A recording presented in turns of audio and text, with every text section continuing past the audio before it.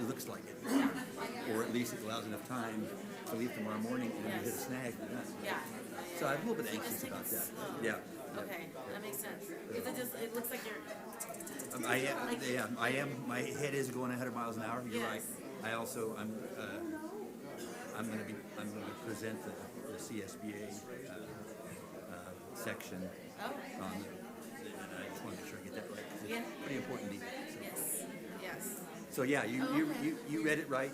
There's a little bit of hyped up going on. Public stuff are good at like observational. Yeah. Things observational. Anyways. Crazy.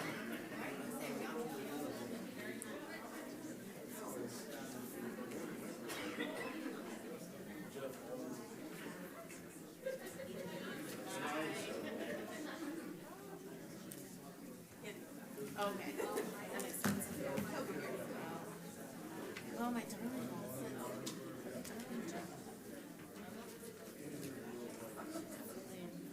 So your kids get to Michigan okay? And Yeah, they did, and then they came down for Jacqueline's wedding. okay. Like just February 6th. Okay, yeah, I San saw the Diego. pictures. Okay. I didn't realize where it was. Okay. Yeah, I was in San Diego, Okay. and it was just immediate us, Yeah, immediate yeah, his yeah, family. yeah, It was yeah. really nice. Jacqueline. Just turn it straight to Yeah. And then they went to Korea. Wow. Just got back. Like Monday? Tuesday? Something like Good evening. In closed session, the board was no reportable action taken. Thank you again to Richmond School Tigers for coming today, for being our greeters. At this time, we'll start the regular meeting of the Sierra Sands Unified School District for February 19th, and we'll begin with the flag salute led by Jasmine.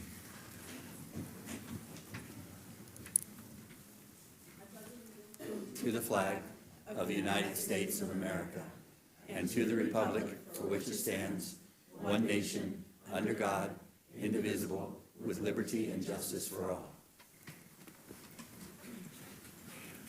At this time, we'll have a moment of silence.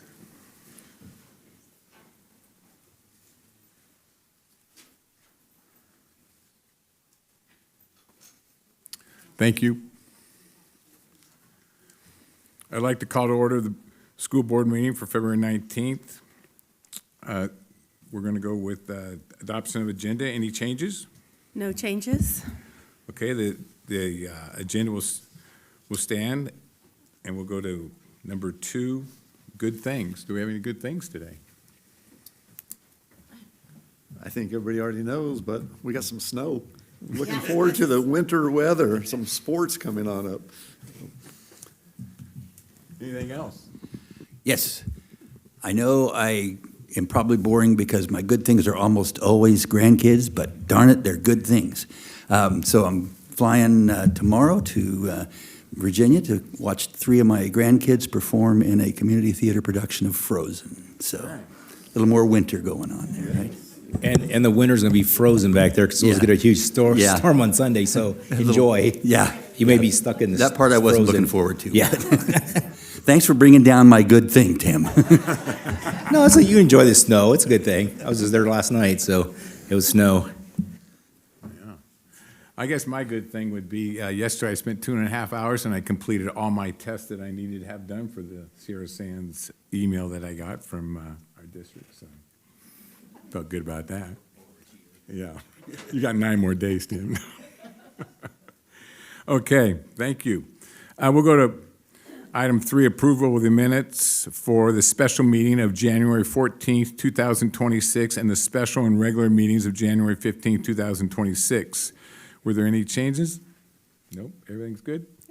The minutes will stand. Number 4, programs and presentations. Number 1, CTE presentation by Dr. Savko.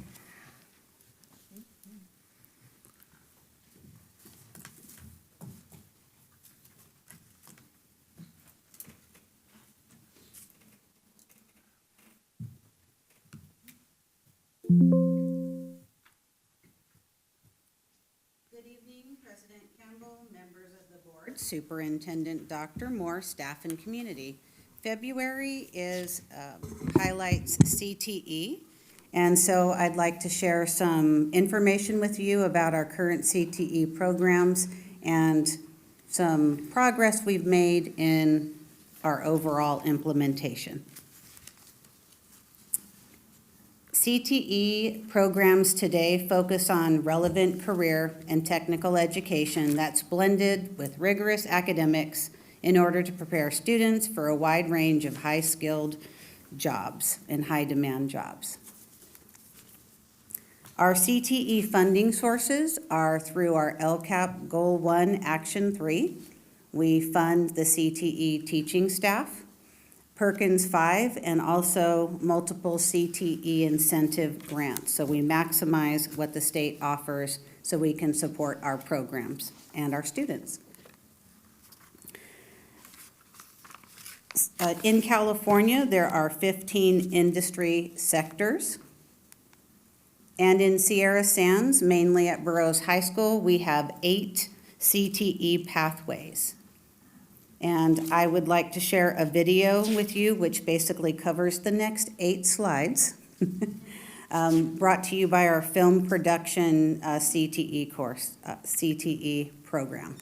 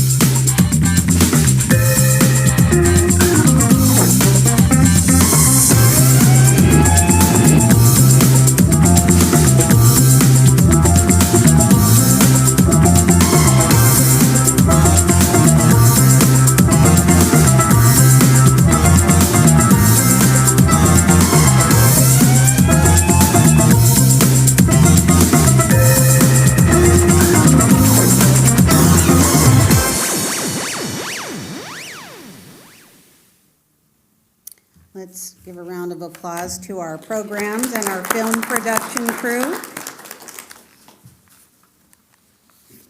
The next 8 slides go into a little bit more detail about each focus. I did want to give the board and community two really positive updates. So last year I brought to you the possibility of a partnership with B3K Prosperity and South Bay Work Investment Board and KCSOS. They were seeking districts to participate in this three-track model of, again, pre-apprenticeship, getting students ready for the workforce. And so we want to thank Principal Cope and Mr. Jacquetin for working with KCSOS to enroll our students, 20 of them, into the Blueprint for Workplace Success online course.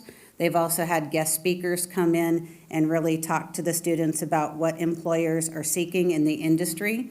I happened to be invited and was able to observe some of the advice, and this will not surprise you. One of the biggest pieces of advice is show up to work.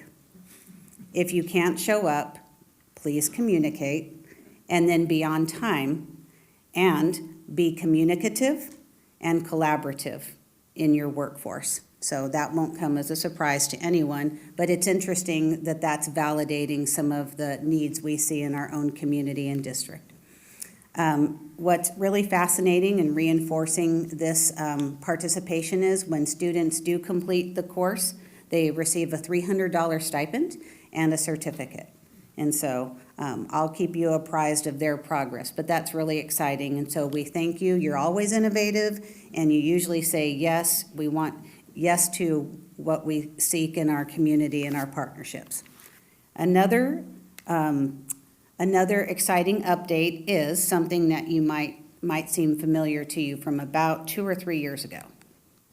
Do you recall going to the CSBA conference and hearing a speaker talk about the relevance of, seeking what you aspire to do versus the industry, and talking about career trees and how that makes so much relevant with our students? And so under Dr. Moore's leadership, we did pursue career trees for our pathways and even different content areas in our district. And so this is an example of the engineering and architecture career tree that our own staff have developed. So these aren't prescribed. These are relevant to our community and right now in industry.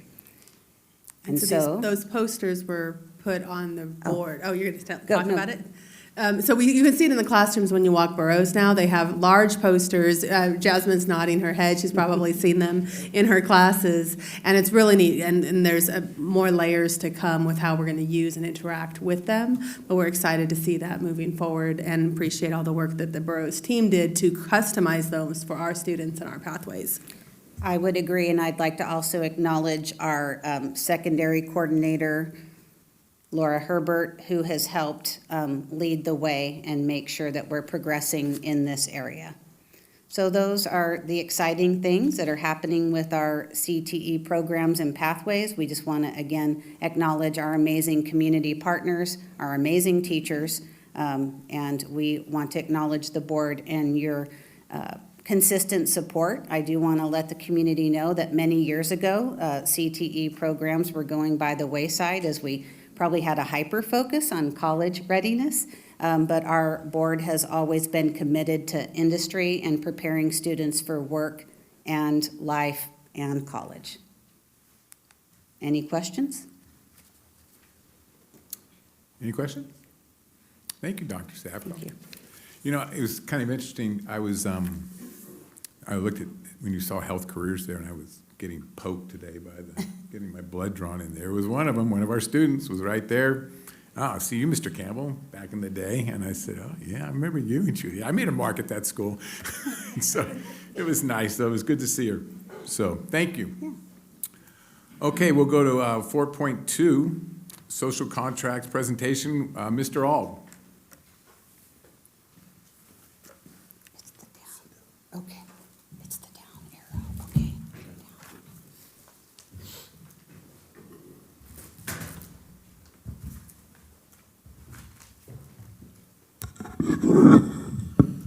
I've been told politely that I don't make a good window or doorway, so I'm going to sit down. I don't want to block everybody's view. President Campbell, Superintendent Dr. Moore, members of the board, staff, and community. I'm here this evening to present something we're excited about implementing in the Sierra Sands Unified School District. I better start with this. So we have a civility initiative vision.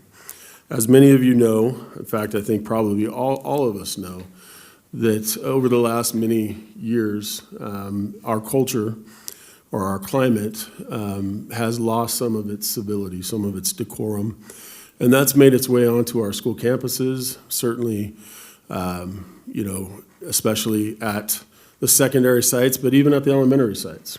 And while we know that there's nothing that we could do that would completely resolve that issue, we feel strongly that there are many things we could do to improve the situation, and that's what this initiative is about.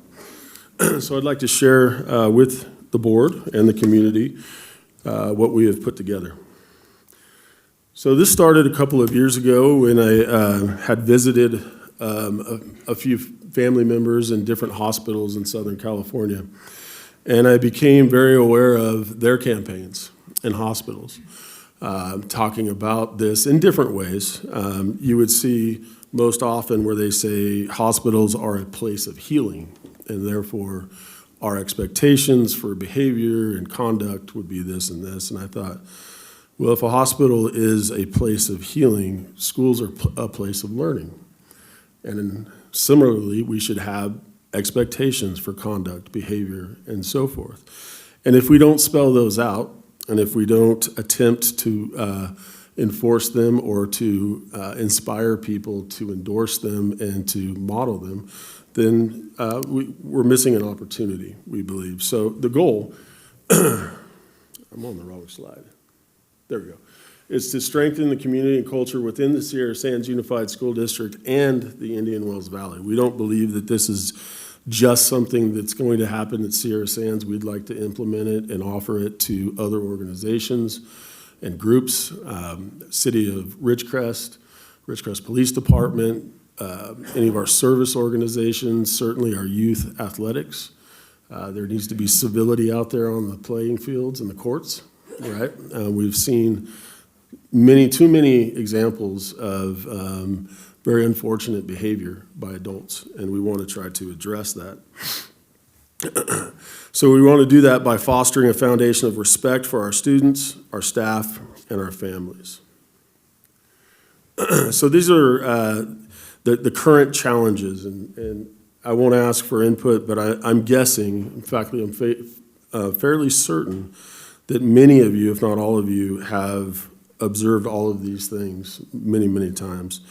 Rising disruptions. There's an increase in egregious behaviors among and between students, and also between community and staff.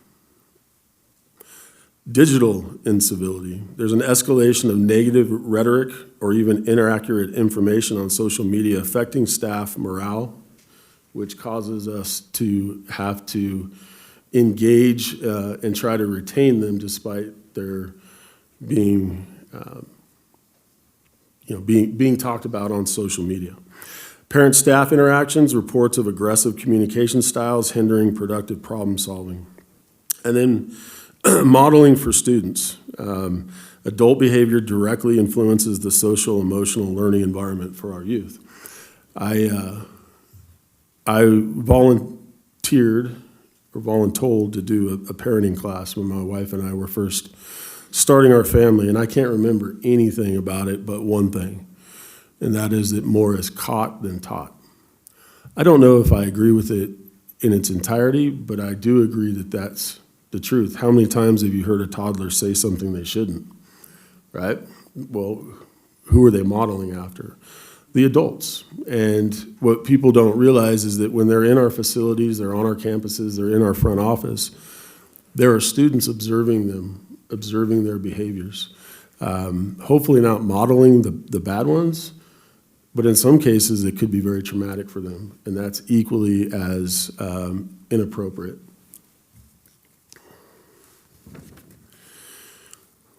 So what we would like to do, or what our idea was to create a community-wide social contract. So For those of you who are familiar, and there's a lot of teachers in the room and employees, you know that the social contract is usually created within a smaller setting than a community. It's in a classroom or within a department or with a smaller group. And the activity includes input and engagement with all involved. And ultimately, they come to an agreement, and then they all commit to it. They all commit to those expectations, they sign it, and then it's put on the wall, and it's a reminder. And when the expectations aren't being adhered to, we can easily go up to it and say, are we paying full attention right now? No. Are we being polite to one another? No. And so it's a very intimate kind of process, and it works very well. I don't think it would work well to invite the entire community and to create our social contract. That's just not a reasonable proposition. So instead, what we've done is met with a number of different groups that included staff, our leadership, parents, superintendent's council, and so forth. And we've done presentations and asked for feedback and asked for input. And after collecting all that information, we've basically dialed it into these 3 pillars to ensure civility. One is, and none of them are groundbreaking. Like, it's not like, oh, I didn't think of that. Respect. I mean, it's just basic respect. Value every voice and commit to treating all community members with dignity, even when we don't agree. There has to be civility in those conversations where there's disagreement. Integrity, we act with honesty and transparency, ensuring our actions align with our stated values and policies. And what's not there that I would suggest would be included is to assume good intentions, right? We want to assume that we're here to solve a problem instead of just being combative or confrontational. And then the critical tool is communication. We prioritize listening to understand rather than listening just to reply, right? We want to understand what the concern is so that our response is more than just an empty reply. It's actually active listening to solve a problem. And then finally, fostering a climate of open and safe dialogue.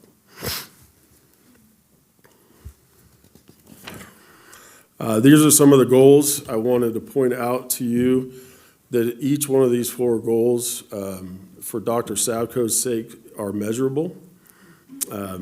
We will measure them, and we will report back, and we'll be able to determine whether or not we're being effective. In improving climate data, we do annual surveys, and we get lots of information. Some of it's very helpful, and some of it is less helpful, but to see any measurable change in that survey data. A reduction of grievances, what happens when staff and community engage in conversations that don't end well, is it typically ends up in some kind of a formal complaint or a grievance. So decrease the number of formal complaints. Empower our staff. We want to increase the knowledge of de-escalation and conflict resolution. And then the community partnership. We've already engaged in conversations with a number of our local organizations, and we're going to invite everybody and anybody that wants to endorse this initiative to do so.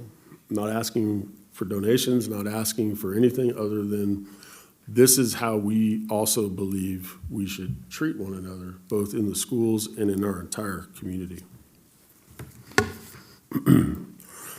So as most of you know, and I mentioned it earlier, this is aligned with capturing kids' hearts. And we have adopted the CKH system district-wide. Even the board has their social contract. For those of you who don't know what that is over there, they engage in that process. They also engage in the Explore, Communicate, Empower, Launch framework. And as such, we want to do the same thing. We want this to be an extension of capturing kids' hearts, although it has to be done a little differently because it isn't reasonable to include everybody in the community. And so what we've done is modified that and just gotten feedback and captured what we feel were the main primary focuses of those activities.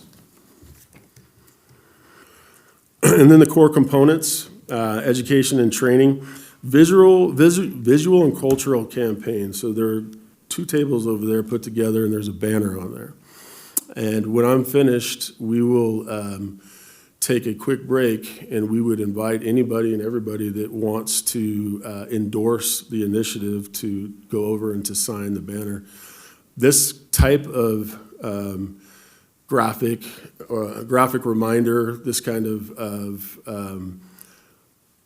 presentation will be shared with all our school sites, all of our district offices, and really just as a reminder to people that this is what we expect, and this is what we've endorsed and we agree to. So it's right in your face, and you'll see when you look at it, it's not a lot of words because people don't read a lot of words, especially if they're not very happy, right? It's very clear. It's a lot of images, and it's broken down into some very basic expectations. And so we're hopeful that this will be a good tool.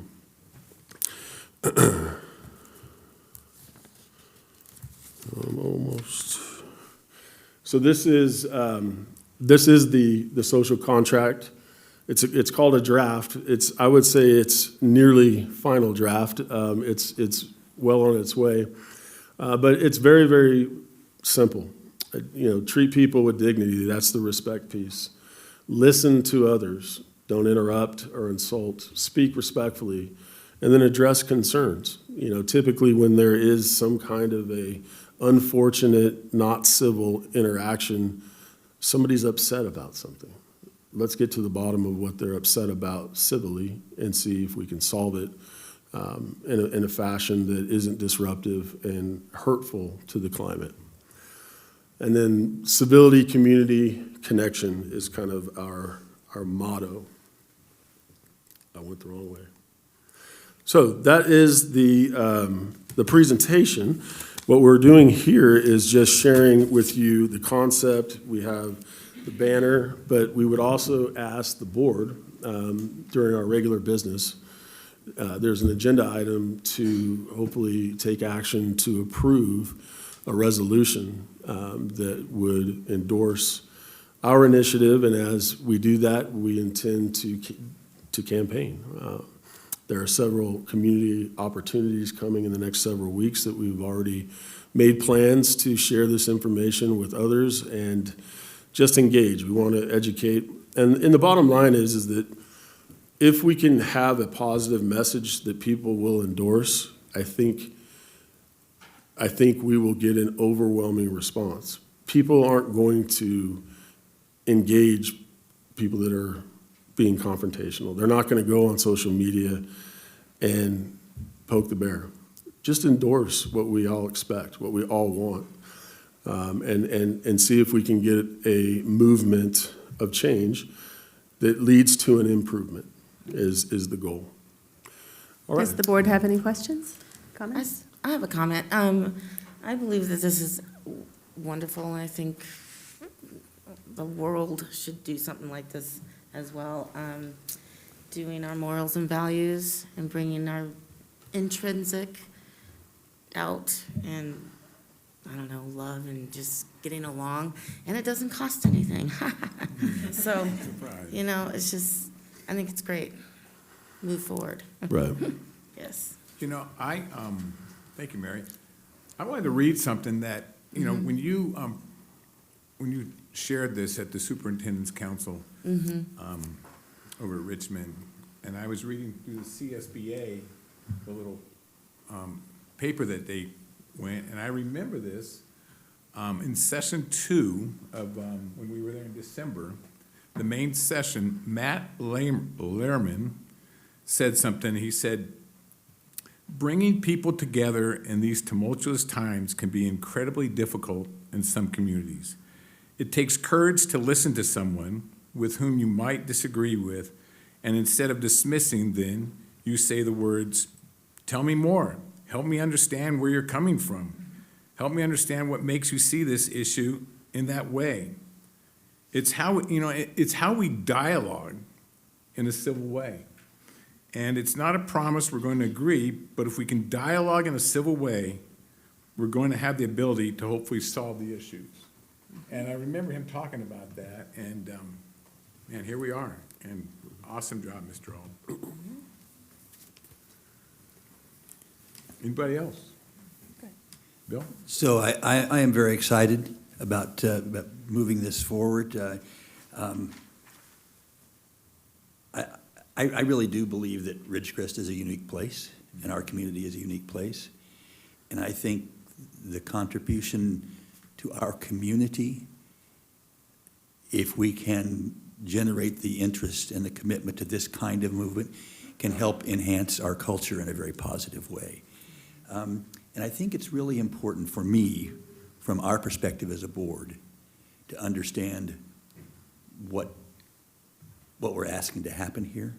Because if one is not careful, the focus on what Mr. Auld said about this is what we expect from you could be the focus. But I don't think that can be the focus. I think that is part of the equation. But I think for us, the big part of the equation is, and this is what we commit to. And for me, one of the most self-reflective items of that is that concept of listening for understanding, not for response. And I have to say, when I look back at my first years on the board, I was a much younger individual. And my method was very much, I listened to counter,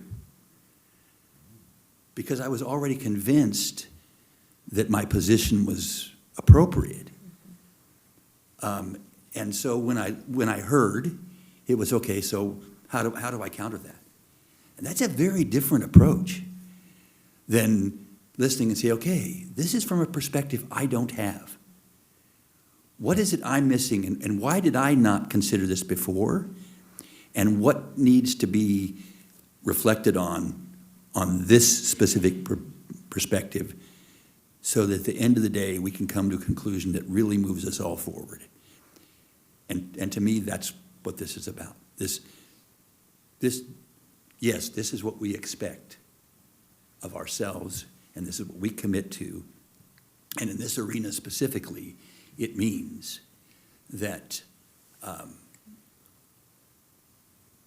whether or not I had any concept at all before of what you're bringing to the table, I will commit myself to listen and try and understand. Does it always mean in the end we agree? No. But it has to be part of the process to coming to that conclusion, or else we're not doing our job. So I am really excited about this, and I believe it. Maybe I'm too Pollyanna, but I do believe that this kind of movement can enhance and change our community in a very positive way. And it all starts right here with us, right? I mean, the board did the same thing for our own actions, right? And that's how a movement grows. You start with who you are and what's in front of you, and then you move out from there and out from there. So I think it's a great thing. Anybody else? Okay, so at this time, we're gonna ask those on the dais here first to go down and take and sign, whether you're using initials or your name, either is great. We have a photographer that's going to help us capture that moment. And then once those on the dais have signed, we invite everyone in the audience who's interested to come and sign as well and join us in this commitment, this personal commitment, as Mr. Ferris mentioned. Okay, thank you, Mr. Auld. Awesome. Brian, can you go down one slide? Yes, there are markers here.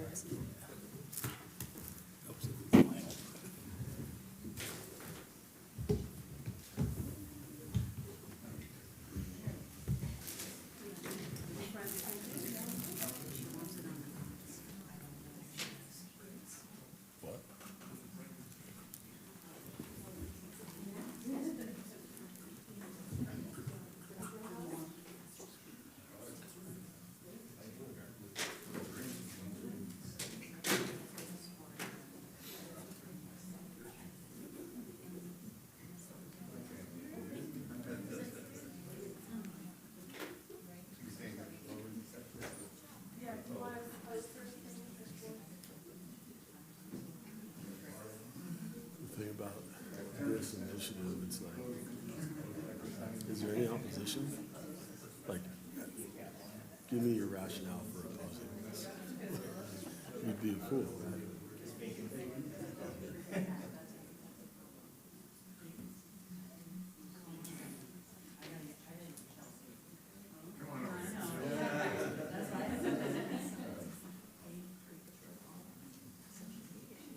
Yeah. All right, come on over, anyone who's willing to join us in this, please.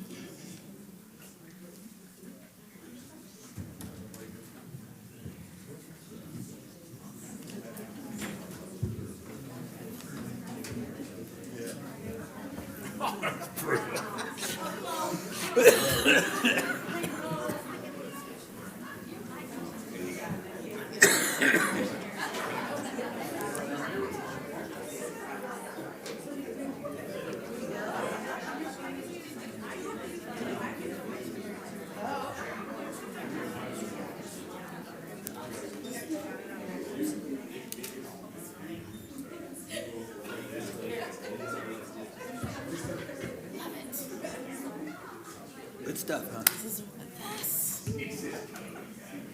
You know, Going to those, I don't know, what were they? Forums, like back when Oh, yeah. David was running. And they're like, I mean, you can try to get to as many as you could. I remember one at the library, I remember one over at a church. And I was just, and I just remembered my morals and values. I mean, that's, everything's gonna set back on morals and values. She's gotten so far. Like, take the scales back. Yeah.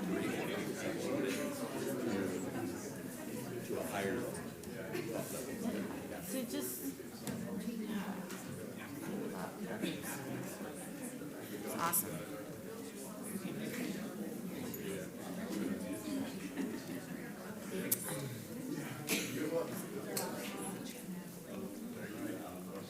I think that's what the whole thing, when they say there's a great awakening happening.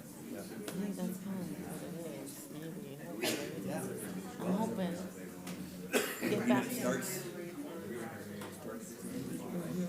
Well, yeah, I mean, they were talking about like '70s, you know, you'd be out, make sure you get home before those lights turn on, you know, and there was, and if you weren't, then parents would go out and look, start screaming for you.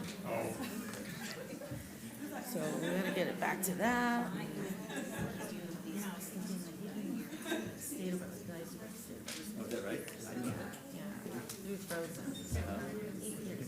I did. I worked from 3 in the morning until like 10, 11. And then I took it because Mike would take them to daycare when they're little, like 2 or 3. And then I pick them up at 11 or 12.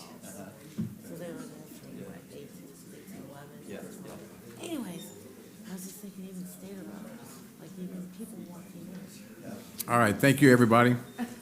Oh, sorry. So we'll move on to item 5, public hearing, which we have nothing in item 5. So number 6, reports and communications. 6.1, reports from members of the board. I got something.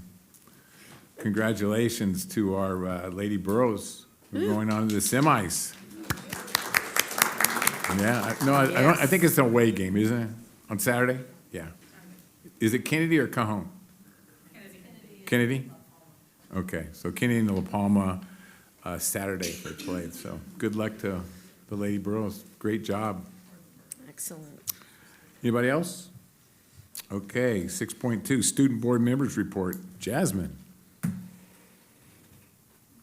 Thank you.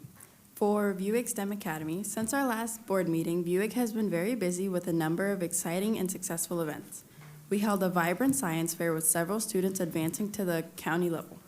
We celebrated positive student behavior with another Hornet Day, continuing to reinforce the culture we're building on campus. Our 7th and 8th graders attended the Tech Grid Professional Speaker Series, where they not only represented SSUSD and Buick exceptionally well, but also engaged with thoughtful questions and active participation. We hosted another awards assembly, and each time we hold one, our traditions grow stronger and more meaningful.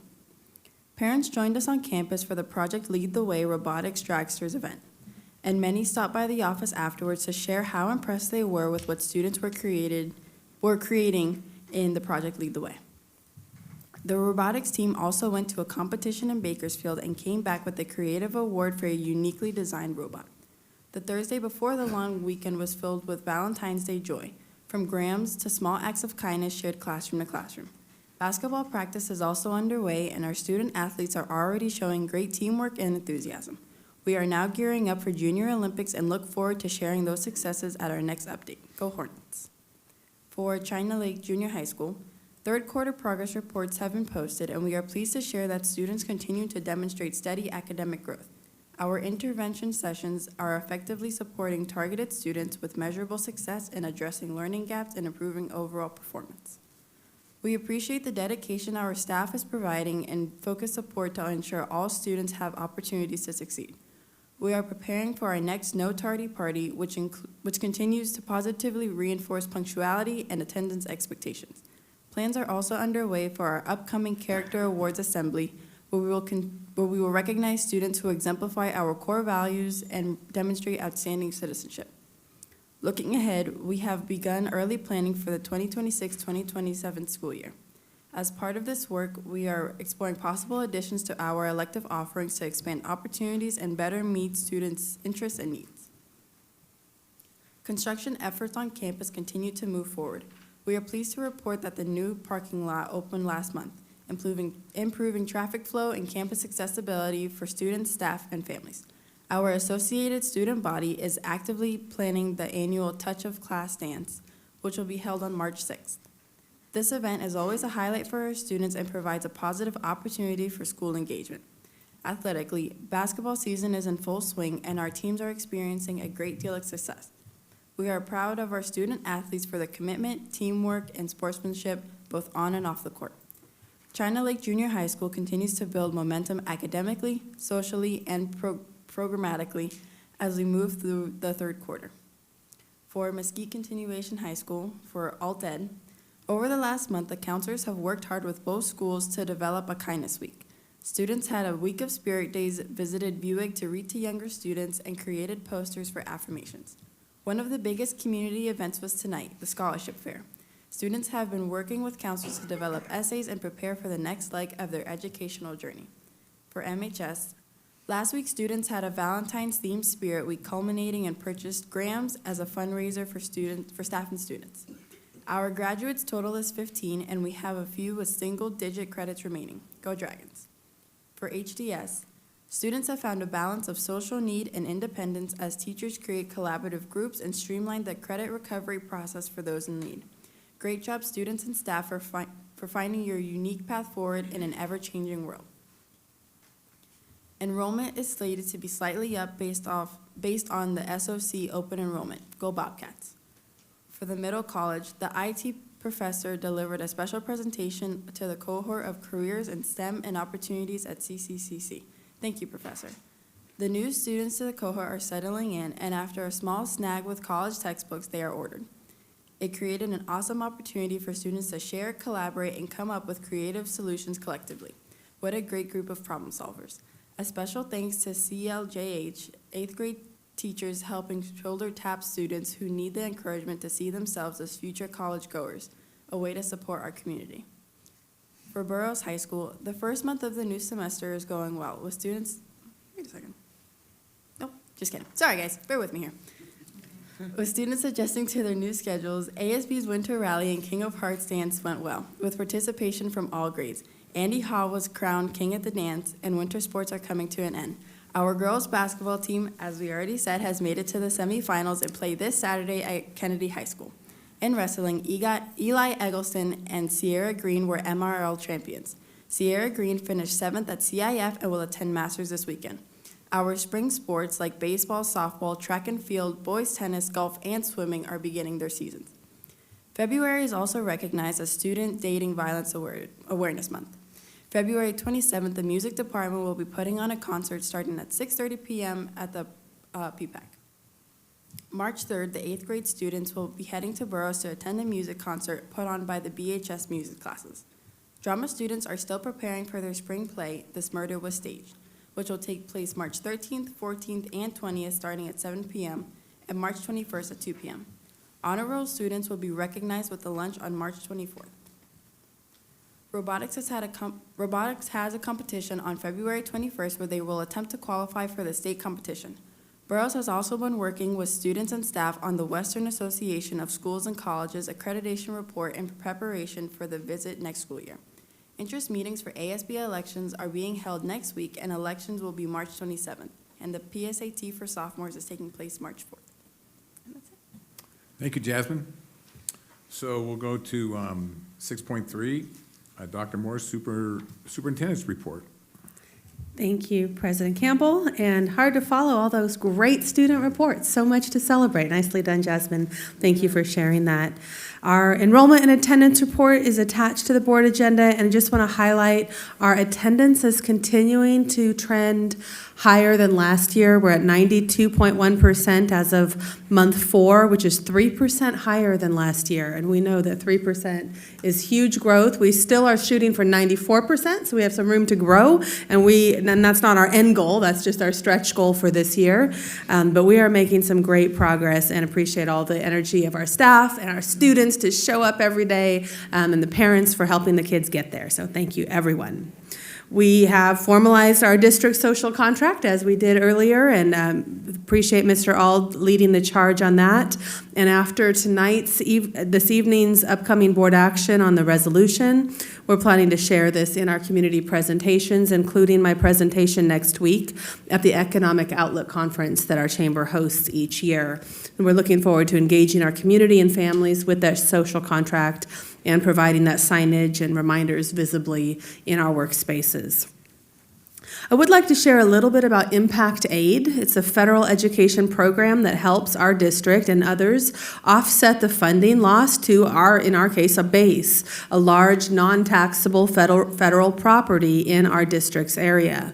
Public schools are primarily funded through local property taxes, and land owned by the federal government, such as military bases, are exempt from those taxes.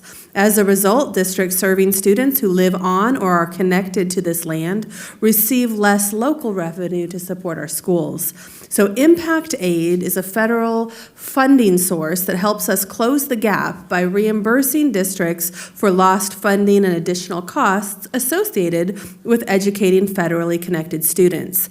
And in order to qualify for that funding, we work with our students and families. The parents who work on federal land have to fill out some forms. And those forms are very critical because that's how we're eligible.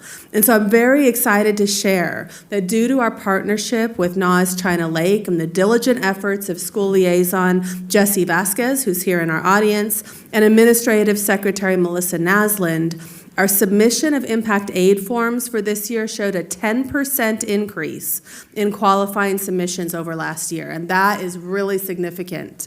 We shifted, interestingly, we had to shift away from technology to make that happen by shifting back to the paper forms that allowed our school staff to help us and support the collection of forms. They were able to see, did each of our students turn them in yet or not? Whether or not they qualified, we just wanted everyone to complete them, and the staff at the schools helped tremendously in that effort. So I just wanted to thank everyone involved in the process. Our kids win when we are working together, so thank you. Since Impact Aid is not an automatic addition to the federal budget each year, our district and board have prioritized annual advocacy efforts in Washington, D.C. to remind our legislators of the importance of this funding. And so you'll see periodically we are going to D.C., but it's because it's not automatic. Many of us are familiar with our title funding, like Title I and Title II. Those are automatic line items that may or may not be increased. Impact Aid is not automatic, and it has to be written in each year. And so we find that to be a very important piece of advocating for our district and for our students.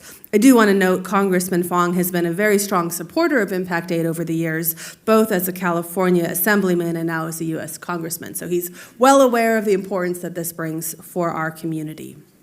And as we look forward to beyond tonight, I'm looking forward to next week's Economic Outlook Conference and our National Impact Aid Conference later in March, attending that with Board Vice President Tim Johnson.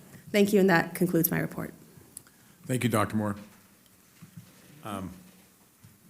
People don't realize what 10% does, but it's huge. It's a lot of money, so we do thank you so much for all your help. And I remember those days when we had to get those things turned in every day when we were teachers, and it does work as a team, so awesome job. Okay, 6.4, report to the Board of Trustees by the Desert Area Teachers Association. Ms. Poole.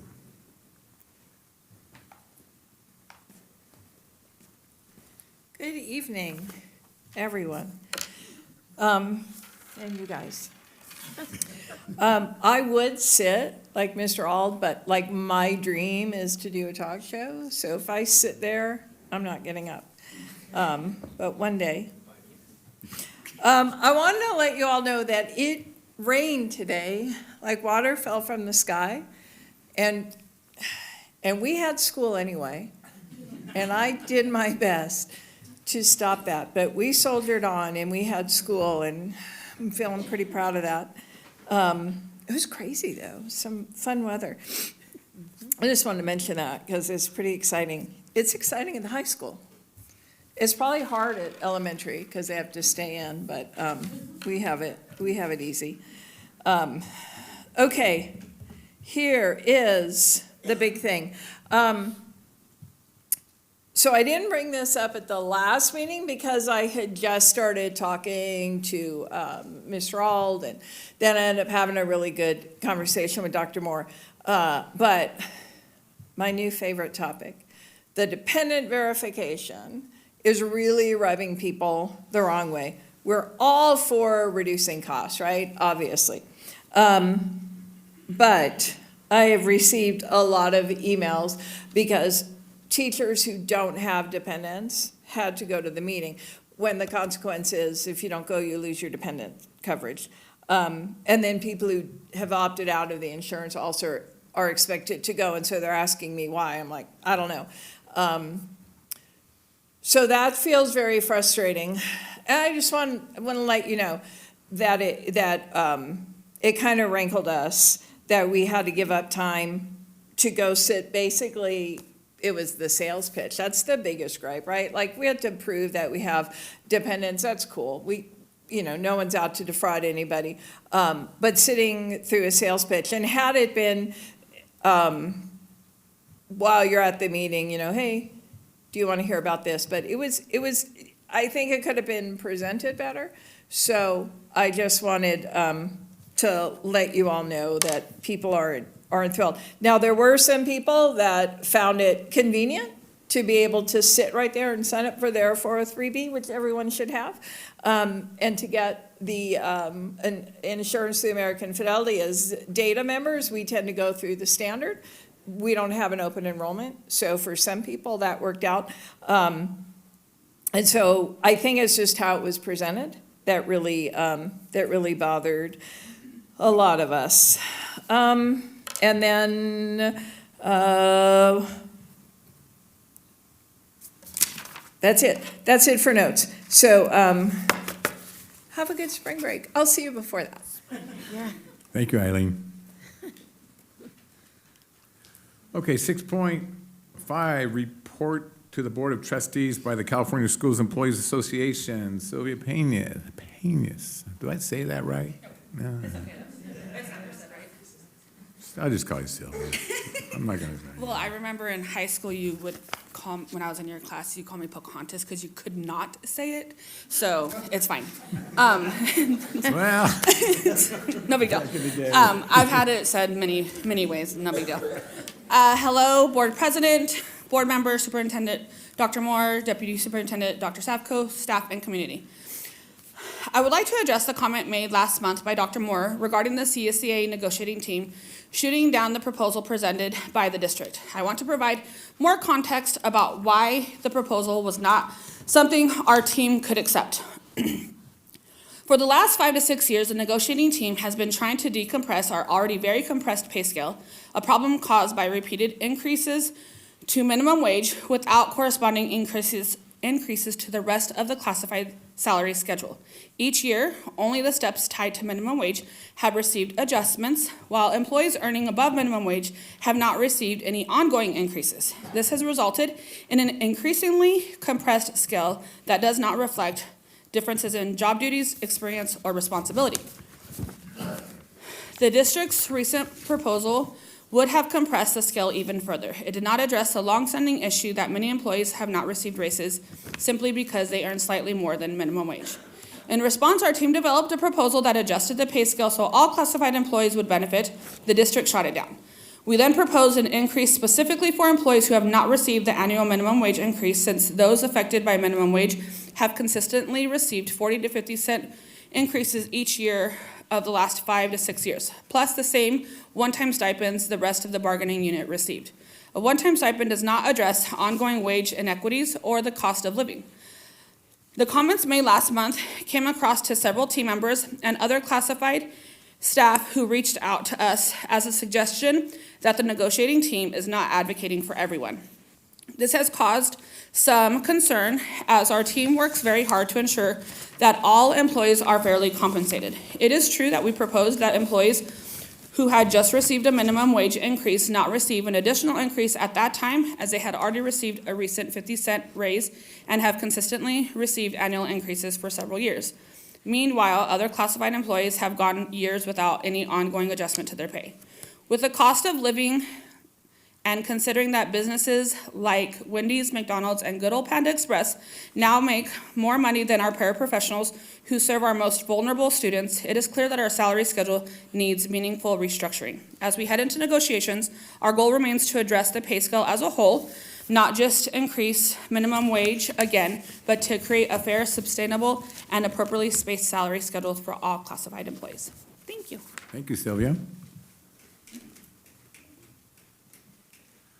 Okay, 6.6, communications from the public. At this time, members of the public may address the board on an item not on the agenda. Comments should relate to items of public interest. Within the board's jurisdiction, the law prohibits the board from taking action on items not on the agenda. If appropriate, your comments will be referred to staff for response. When addressing the board, please state your name and limit your remarks to 3 minutes. In accordance with board bylaws, the board will limit the total time for public input to 30 minutes. Those wishing to address the board beyond the 30-minute time limit may do so at the end of the scheduled meeting agenda. We will open public comment at 6:58.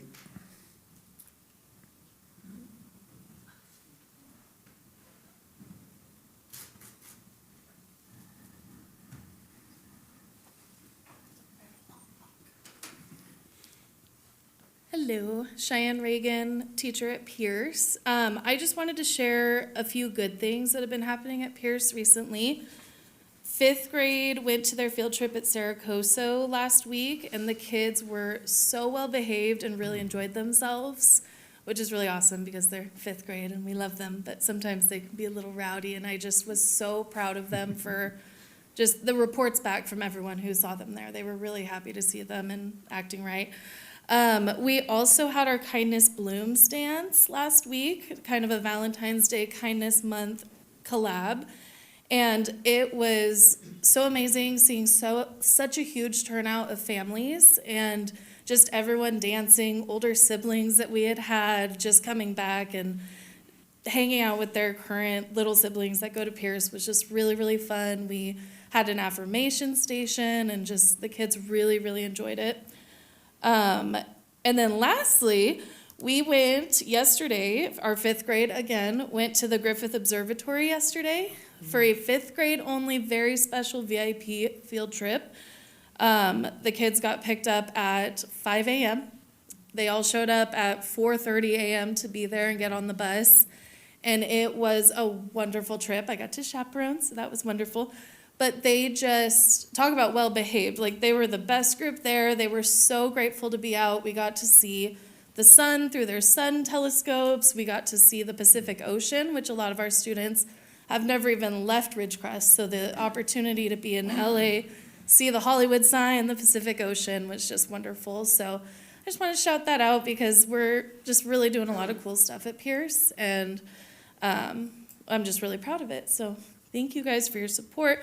Little side note, would love to have 7th grade next year because I think we'd get some more enrollment. So we would fully support that. Thank you. Thank you. Very cool. You know, it's so great that we can have Pierce where we have the ability for people to go for music and arts. I've never been to the Griffith Auditorium. Have you? I mean, would you please? Thank you.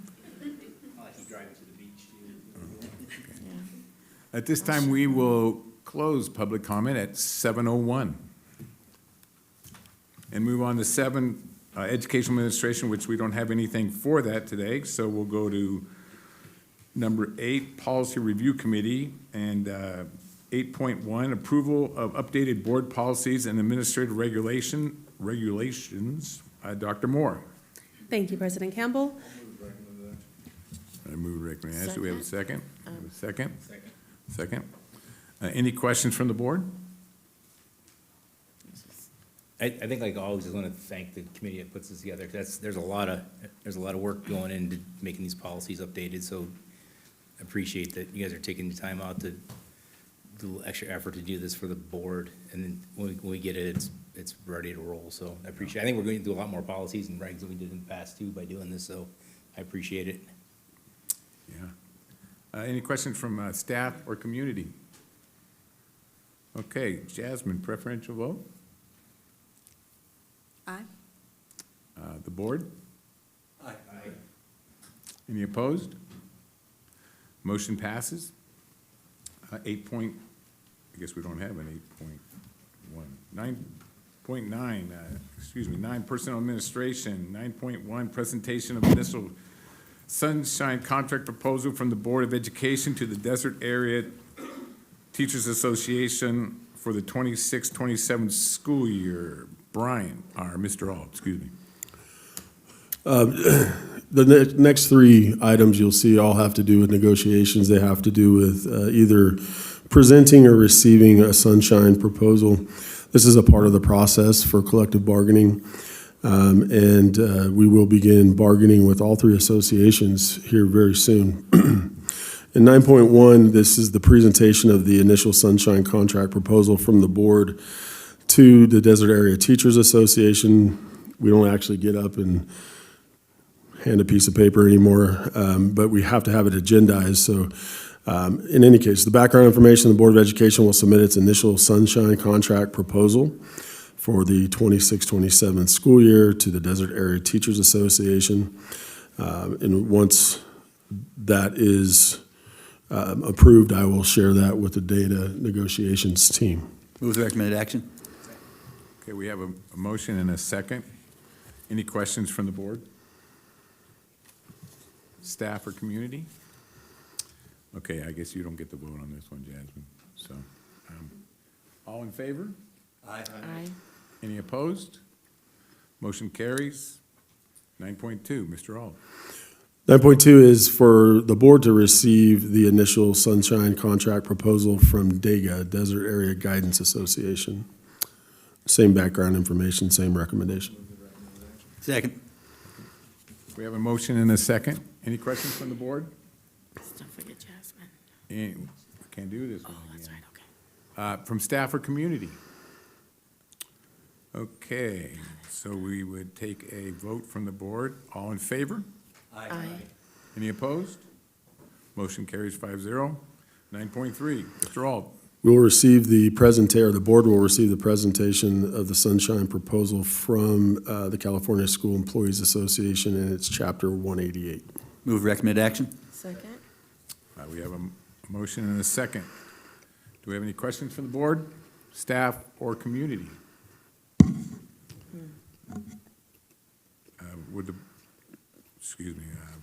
We have a vote from the board? All in favor? Aye. Aye. Any opposed? Motion carries 5-0. All right, number 10, general administration. 10.1, adoption of resolution number 21-2526, the Sierra Sands Unified School District Community Social Contract. and that is Dr. Moore. So this is the board action piece to the presentation that was shared during the programs and presentations part of the meeting. The social contract is an extension of the district's ongoing implementation of Capturing Kids' Hearts, an approach that emphasizes relationship building, trust, and respectful interactions. And the principles for CKH are modeled daily in classrooms across school districts and in offices and meetings at all levels, including board meetings. By formally adopting the Sierra Sands Unified School District Community Social Contract, the board reinforces these practices district-wide and community-wide, promotes greater civility among both adults and students, and affirms a shared responsibility for creating a positive, safe, and inclusive culture in all district-related interactions. There are no financial implications. It's free to be kind.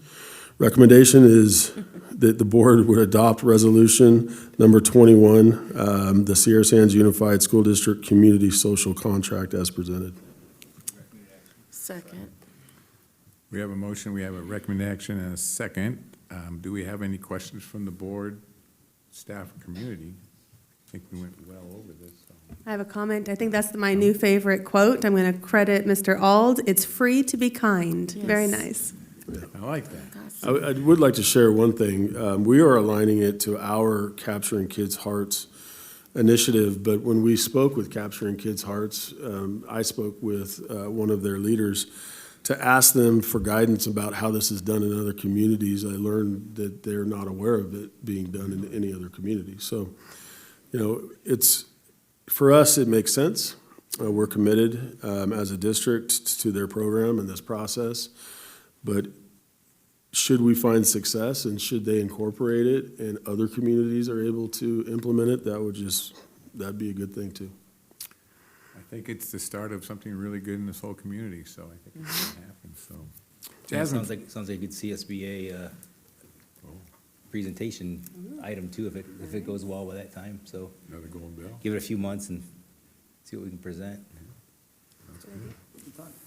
Jasmine, preferential vote?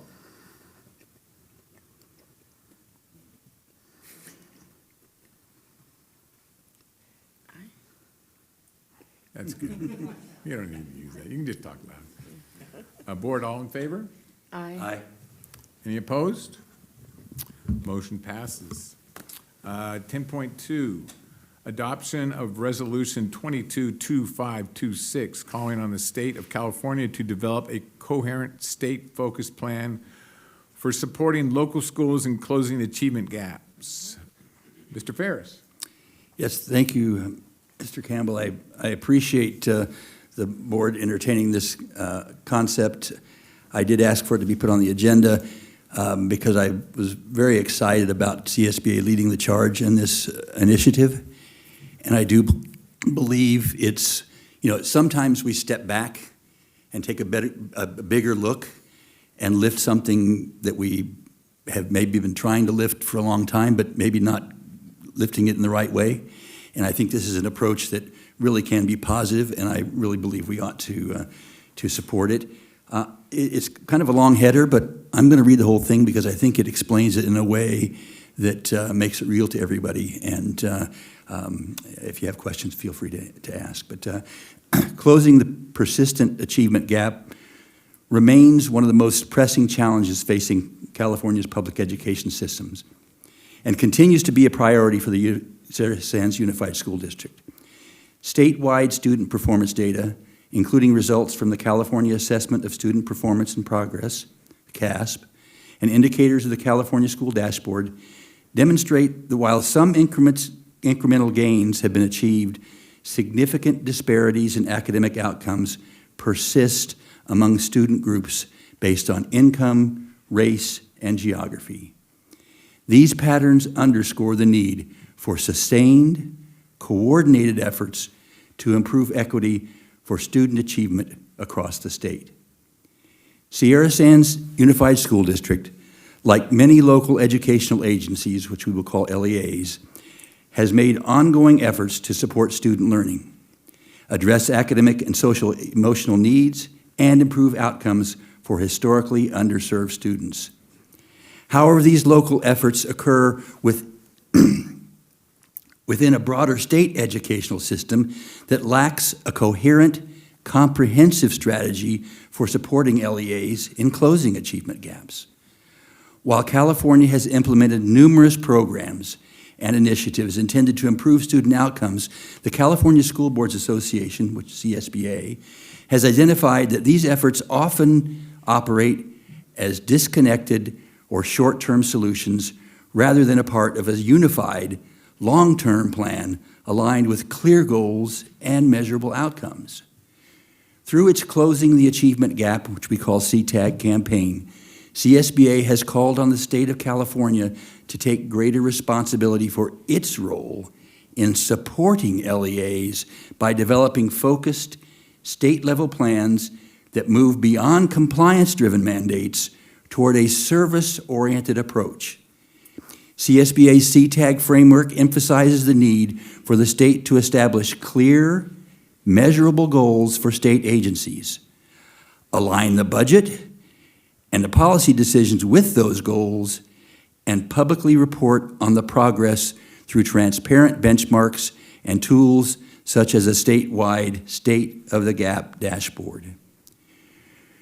Currently, California does not have a comprehensive state-level operations and support plan that clearly defines how state strategies will assist rather than direct local school districts in their efforts to close achievement gaps. The absence of coordination has contributed to an accountability gap in which the state has not consistently held itself to the same standards of transparency, alignment, and measurable progress that are expected of the LEAs. CSBA has noted that without such an accountability, even well-intentioned state initiatives may fall short of meaningfully improving student outcomes.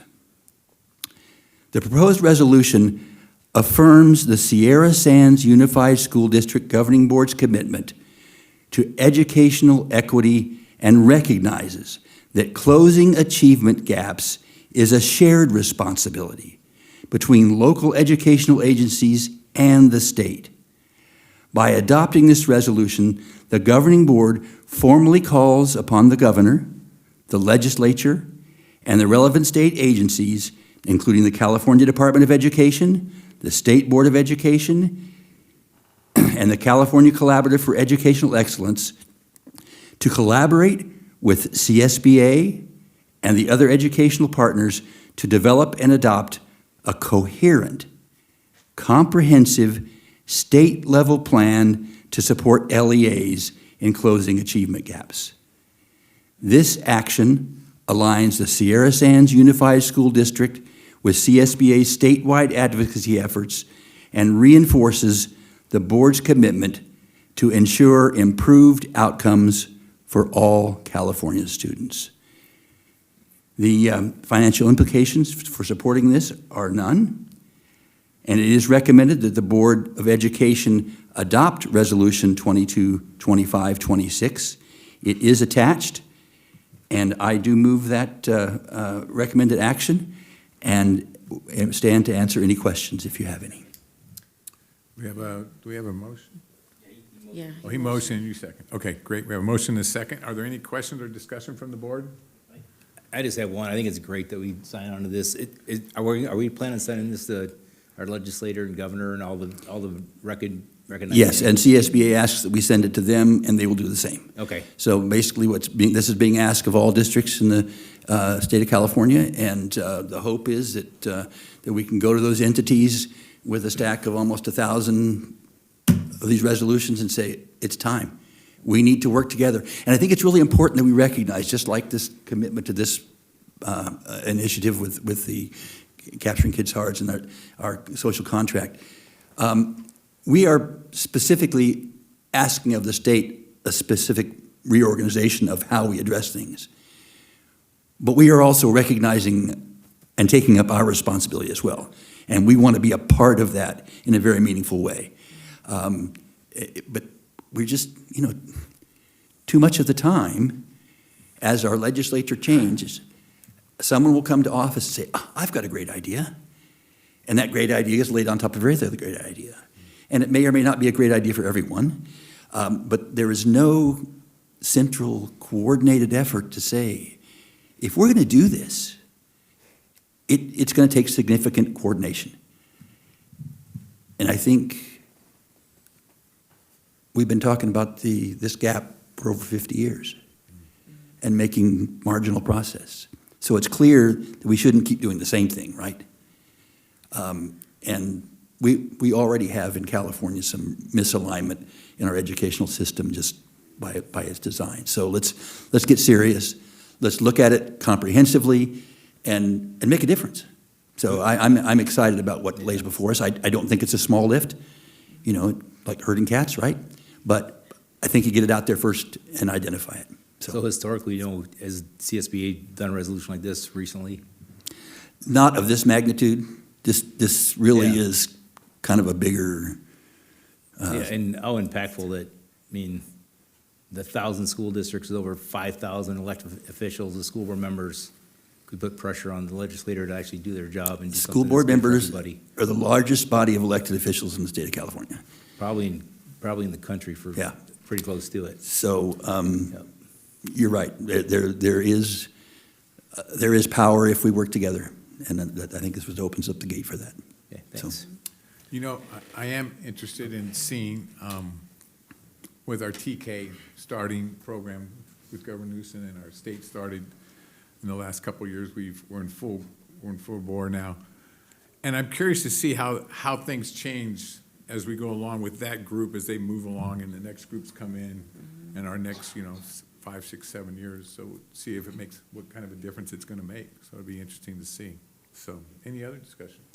Yeah, no, Bill, I completely agree. There's strength in numbers, and it'd be nice to get all 1,000, but even if you get half, are the region delegates, are they kind of helping push and trying to get their groups to all do it so we can Yes, have yes. that 1,000 sitting on their desk and they can present all of them at the same time? Yes, as a matter of fact, a week and a half ago, we had a meeting of the delegates from Region 12 and heard this presentation on this particular. And we've been working on it CSB has been working on this for quite a while, but it really is, like I say, a heavy lift, and it's not something you just say, oh, I got an idea and roll it out in 3 days. Yes, to answer your question, yes, the delegates were presented that and asked to do exactly what we're doing and asked to go back to their districts and other districts that they know and say, hey, let's all get on board with this. And I think part of the story also is that, we have a system that is designed to say, here, from the state level, here's what we want you to do. But we don't have a very good system that says, okay, what are you doing, what's working and what's not working, and how can we help you succeed? Sometimes there's little punitive things in there. If you don't do this, then, but that's not effective, right? It really needs to be okay, if this isn't working there, maybe you're unique. Maybe there's something that in your specific community we need to address. How can we help you do it? And I think that's the attitude we're trying to foster. I'm sorry, I cut you off. Well, I guess the question is, do we know if AXA, CTA, all the other big units of the state that have a lot of power in Congress, are they signing on to this as part of the force to get it through Congress or not? I believe one of the items listed in the header did talk specifically about the conversation, including our other education partners, which would be those that you spoke of. So the intent is, yes, to invite them to be a part of this movement as well. Okay, and I don't see any reason why that would not materialize. Any other comments or questions from the staff or community? Okay, do we have a recommended action? I think we did. We already did? We already did a motion. Oh, my sorry. Okay, Jasmine, preferential vote? Aye. It'll work this time. Thank you. All in favor? Aye. Aye. Any opposed? Motion passed, 5-0. 10.3, California School Boards Association CSBA Delegate Assembly Election. Dr. Moore. Thank you, President Campbell. So we have the board has the opportunity to elect up to 2 candidates. There are 4 on the slate, and this is for our Region 12 B, our section of the region, to represent us on CSBA. And you'll see in the candidate pool includes our own Mr. Robert Campbell, as well as 3 others, Chris Cruz, Boone, Pamela Jacobson, and Maria Luisa Ramos. So this is a time for the board to discuss and potentially take action on 0 to 2 of those, but we can only vote for up to 2. Can I make a recommendation? Please. I would recommend Robert Campbell and Pam Jacobson. Second. Okay, we have a recommendation for Robert Campbell and Pam Jacobson. Yeah, I mean, my input for Pam is she's been on a delegate for a long time. I worked with her a bunch of years when I was the delegate, and she'd be great to keep her on as a candidate, as an appointee for that consistency, because it takes years to kind of figure the system out, and she's already got the system figured out, so it'd be good for you to be a new member. Yeah, I'd look forward to it if it all works out, it'd be great. Did we have any questions? I would just speak in support of Tim's comments. I believe he's right on the money. Okay, so, did we do a recommendation? Yes. Yes, okay. All right, so Jasmine, preferential vote. Aye. Board, all in favor? Aye, Any opposed? Motion passes 5-0. and good luck, Robert. Thank you. We'll see what happens. I guess I'll find out at the end of the month or something. I will add, he was the only one that provided a bio that was sent out by CSBA in addition to by Ms. Kramer. So as far as the advocacy, he's on it. See what happens. Okay. 10.4, authorization for board member travel. Dr. Moore. Thank you. As the board knows, last school year, last spring, the board authorized the Opportunities for Learning Charter School. And so last summer, president at the time was Mr. Mike Scott, attended alongside Dr. Savko and myself the Charter Authorizers Conference, which is an annual conference in the summer designed for school districts who have charter schools that they authorize. That conference is coming up again this summer, and we have had some interest from 2 board members to attend. Mr. Scott and Mr. Campbell are interested. We have sufficient funding in the budget, the board travel specific budget, and you can see the cost estimate of $17.65 per member to attend. The board policies and procedures do require board action to authorize this travel should you so desire. Happy to answer any questions. Who recommended action? Second. We have a recommendation and a second. Any questions from the staff or community or the board? I just want to report when you get back, what you learned, Make sure I send because it's all kind of new. I mean, this whole Yeah, charter school thing is kind of new to our district. It'd be nice to lessons learned and what we learned, because there's a lot of pitfalls you can get caught in if you don't know the rules. I know Mr. Scott went last year, so. Watch out for red flags. So Really? So I would support Tim's recommendation, and I also think that this is important. As you say, it is new to us to provide oversight, and I think it really is important that we understand what exactly our responsibilities are to the public, as we have authorized the school, and that's new to us. So, they are then in effect our students, and so we need to make sure they are getting what they need in the way of an educational opportunity, so. Thank you. And that's why we're paying attention and attending their board meetings too, to keep an eye on what's going on, what's coming up, get an idea of what's on the agenda to see how it relates to local students, so. Awesome. Okay, Jasmine, preferential vote? Having trouble with that thing tonight, dude. Thank you. All right. Board, all in favor?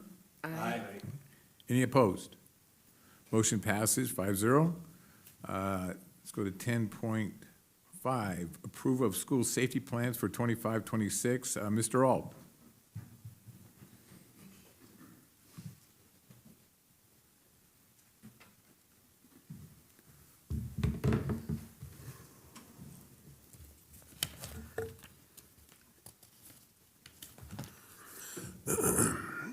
Every school in the district has a comprehensive school safety plan that's developed in accordance with education code requirements and that follows the guidelines set forth in the State Emergency Management System and the National Incident Management System, as well as the recommendations of Safe Schools, a planning guide for action.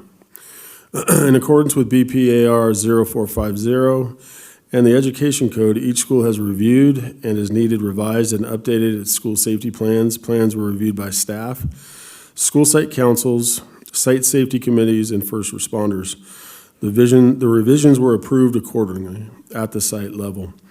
The school safety plans meet the requirements of the Education Code and the board policy and administrative regulations and are being submitted to the Board of Education for approval.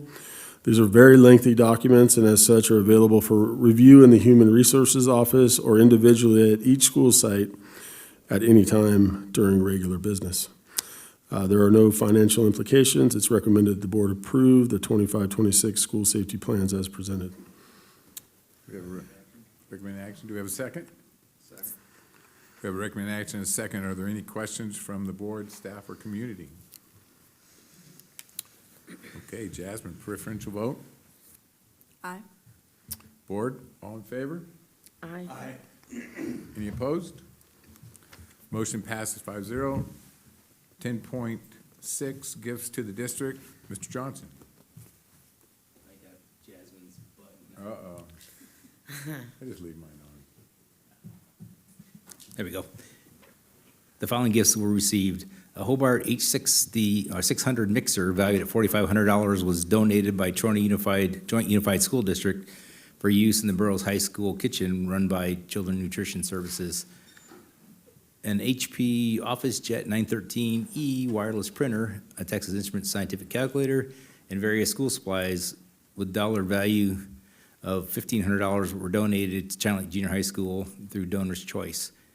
The financial implication, donations provide support to the school district and have a positive financial impact, and I recommend that the Board of Education accept the gifts as presented and send the appropriate letters of appreciation. Second. We have a recommendation and a second. Any questions from the board, staff, or community? Jasmine, preferential vote. Aye. Board, all in favor? Aye. Any opposed? Motion passes 5-0. We'll move on to 11.1, Construction Administration Approval of Change Order, China Lake Junior High School Expansion Project, formerly Murray Middle School Expansion Project, exterior facade modification. The facade. We're good. We're good. Good evening, President Campbell, members of the board, Superintendent Dr. Moore, Deputy Superintendent Dr. Safko, staff, and community. So staff is requesting board consideration for a change order in the amount of $280,003.59 for the China Lake Junior High School expansion project. The change would modify the exterior facade of the buildings so that it uses the same architectural concrete panels that are found on the existing campus, rather than the stucco finish that was included in the original architectural design. As some of you may know, the current staff related to the facilities and the business office weren't aware that that stucco was in the initial architectural design. And so when we're at this process now where they're going to be putting the stucco on the buildings, we learned that and wanted to have some consideration. Do we want to have it become stucco, which is different from the buildings that are already on the campus, or would we prefer to have it streamlined and have it the same materials that are currently at the Channel Lake Junior High School campus. We took that under consideration, asked our contractor to give us a request for information to let us know how much it would cost to make a change at this particular time. And they came up with that price. And so we consulted with our facilities team as well as our project partners, our superintendent, and we thought it was definitely worth bringing it to the board to see how you feel about it, to see if you would be interested in considering a change at that cost at this time. So the cost of the overall project is financially strong. It was originally estimated at $14.5 million, which is the amount of the loan that we took out to cover the project. And right now, our total expenditures are being estimated at about $13 million. So there is sufficient capacity. Just to answer any questions on why we're coming in so low, particularly, we have had a savings related to some changes to the solar infrastructure that we had previously talked about. I also actually want to give some kudos to our Director of Facilities, Jeff Moore, because he manages the project very carefully. He works with our contractors, and he asks them to find cost-saving measures wherever they possibly can. And he's always exploring the opportunities related to economies of scale. So all of that does factor into it.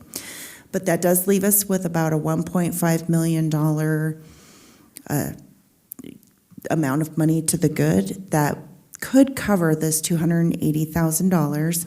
And even though we're talking about an appearance, it is more than the aesthetics of it. Using that same exterior product would help us with our long-term durability, the consistency with our maintenance program, and it just has overall campus cohesion. And it also helps ensure the new construction integrates seamlessly with the existing facilities and just protects our investment overall. So with that, we respectfully bring this forward to you for your consideration. Move to recommend action. Second. We recommend, we have a second. Does anyone from the board have any questions? I just have a comment. I've got two places. One's got stucco, the other has the board. I like the look of both, but if it were my house and I was building it, I'd want it to match. And I've had issues with stucco cracking, especially here with the earthquakes and stuff. And so I truly understand and value that durability long-term. I think it'd probably be better. I hate to see the price tag, but, you know, that is what it is. But I agree with the fact that it's going to be common construction, and I think it's going to be better in the long run. Any other comments? One, I appreciate that we found it now until after they were completely done. So, I mean, good catch early in, in this phase. I know it's late in the construction, but at least we found it before the project was finished, and we have a consistent looking buildings. So I didn't realize that board is that much more expensive than stucco, because stucco has a lot more labor. So it's interesting that the material cost must be huge compared to, Right. cement and sand. Right. So. Well, it's also possible that the difference may not have been that big from the beginning. From the beginning, it's not just, as an add-on, it probably is not the same labor that would have been from the beginning, but I just wanted to echo the same good catch and appreciate your work. I just appreciate that we have surplus, and so we have money to use for this project, so I appreciate that. Thank you, Jennifer. At this time, Jasmine, Jasmine, do you have a preferential vote? Aye. Board all in favor? Aye. Any opposed? Motion passes 5-0. Thank you. Thank you, Jennifer. 11.2, report to the board, construction activities and issues. Mr. Moore, how are you doing tonight? Walking straight. I was going to Yeah. say, you're moving good tonight. You're back. Right. I knew the rain was coming, though. My knee told me the rain was coming. We'll see.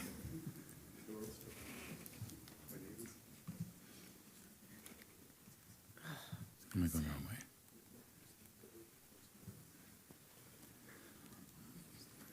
way? President Campbell, Superintendent Dr. Moore, members of the board, Deputy Superintendent Stavko, and honorary member Jasmine, there you are. Faculty, members of the community, here's our construction update for February. China Lake Junior High School has been moving forward. Importantly, we can't only look at today's attendance numbers for our only junior high. By thinking ahead for several years, rather than just a snapshot of attendance at a glance, we're better able to plan our asset allocation across the district. Kudos to Principal Andreasen because he's been very hands-on with clarifications that are needed in the front lines of the expansion project, from classroom orientation to emergency pathways. It's been very helpful to have that input from the principal. Our tech department has been on their toes, making sure that before all the beautiful wall covering paneling goes on, the infrastructure is in place for today's needs and extensibility for the future. Everything from the Cat6 cabling that is still the standard to wireless node locations to the places we need 12-strand multi-fiber optics to where we need single transverse modes solving the Helmholtz wave equation, as one does. Like many of our previous modular add-ons over the years, these units are hard-mounted onto concrete pads, and the functional roof-adjacent components are added afterwards. These parapets, I thought I'd never be able to say parapets without cringing, but we have a good parapet program going on in this build, and the structures are happening. Earlier today, I was on site, and the structures you see here are covered now with the awnings. We were really making a lot of headway. Last month, I could only show you some of what we're doing for the students, especially regarding the asphalt. This slide has several pieces to it. Down in the foreground on the lower picture, you see a newly finished basketball court. Actually, it's almost finished. The asphalt was okay, but not up to our standards. They had used a fog slurry as opposed to a slurry seal coat that it just wasn't up to our standards. So we said, that's not good enough. If you have 12 and 13-year-old boys out there playing on something that's easy to play on, they're going to play on it. So we're having it resurfaced and resealed for no cost to us at the district. The background shows the older courts that have been there for a long time. It shows the first of two crack repairs. You see all the black lines? Those are big cracks that the kids used to put their toes into. Now they're covered. I went out there and tried to put my toe in one and almost could, so they're going to refill the fills before they finish that. By finish that, I mean, here's something that the staff at the China Lake Junior High have already seen in real life. But there's nothing like a new blacktop. It's just the front parking lot out from, remember where we had the electronic arm that would open up? Mm-hmm. Okay, that's ready. It's already resealed. I told you about the cracks that were they were big enough for a small dog to drop into. Well, let me tell you something that Assistant Superintendent Jennifer Hayden has mentioned. We had a price for fixing that front parking lot, and we went to our contractor, our general contractor on the job, and said, yeah, it's too much. Here's what we think it should be. Here, I want you in that ballpark. What can you do for me? And they came back with, tell you what we're going to do. We're going to lower the price just a little bit. And no, you want to lower it a lot. No, okay, how about we lower it a little bit and we take care of all that stuff in the back as well as part of the deal. Now they're talking my language. Now they're in my court. And we are getting just about twice what we initially would have paid for if we just hadn't stood up and said, stop, wait, think, give us a new price. And Colombo came through for us. They're fighting the good fight for us as generals on this. And they're finishing it. We really are squeezing as much construction dollars out of every dollar we have as we possibly can. And we're not skimping. I mean, it's proven that excellence in the facilities increases attitude, increases ownership by the staff and the students, and some pride of attending there. Here's a picture of the new, one of the couple of new Lennox air conditioning units. They're ready. The roofs are almost ready. We had what'd they call it? What'd you call it? I think a rain that came? That paused things just for a minute, but you got to know we were out there on site making sure that, okay, if you have any leaks, show it to me. Take care of it. And we're just holding them to the fire, and they're performing. So we'll get these up on the rooftops very soon. Behind the scenes, let's move away from Mr. Andreassen's school and talk just for a moment about Pierce 2. We have the license from the DOD to surround the property, and the NAVFAC facility management specialist is working with me for the naval work permit we need to do to put the fences so that we can contract our inspection company to come in and begin our seismic trench and our soil sampling. But just one more level of bureaucracy. We've got everything in place. Now you need a work permit. Okay, here's my paperwork. Give me a work permit. So that'll take just a minute, and hopefully next time I sit up here, I'll be able to give you a better update than that. Coupling with our bond measure funds, the DOD let us know some of the hoops we need to jump through to complete their allocation process to designate these as frozen funds just for SSUSD. Again, Assistant Superintendent Jennifer Hayden is pushing that forward daily. I go into her office, I have to wait because she's doing one more thing to get us millions of dollars. We're designating district resources to capitalize on the summer break that's coming so we can accomplish important maintenance, renovation, and improvement tasks we need to complete so we can offer the students the best facilities we possibly can and continue to improve and provide learning facilities they're proud of. That's what's happening behind the scenes, and that's the end of my presentation. I can take any questions if there are. Any questions? Staff or community? It's doing great. Thank you, Mr. Moore. I appreciate your diligence in saving us dollars. Yoo-hoo. Appreciate it. Jennifer, thank you. Appreciate Better that. done, Paul.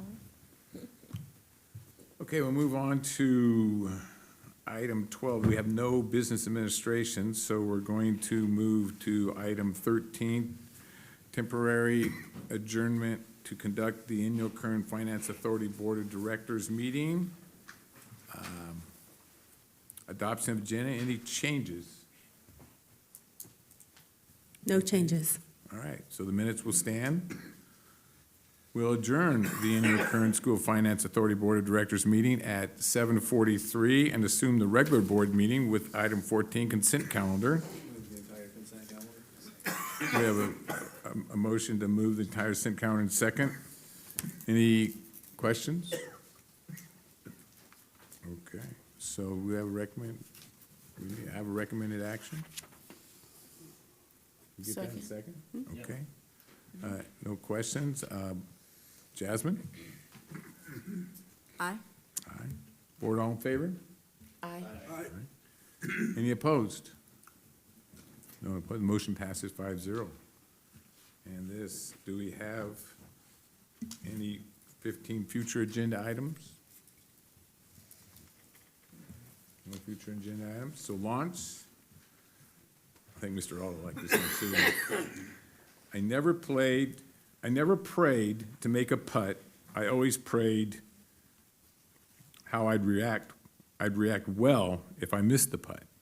Chi-Chi Rodriguez, Hall of Fame golfer. That adjourns the meeting at 7:44. Thank you all for coming, and we will. Oh, yeah. Which one? The next regular meeting of the Board of Education will be March 12, 2026, and we will go back into closed session to finish that. Thank you all for attending. Have a great evening, and enjoy the rain. Snow. Hi.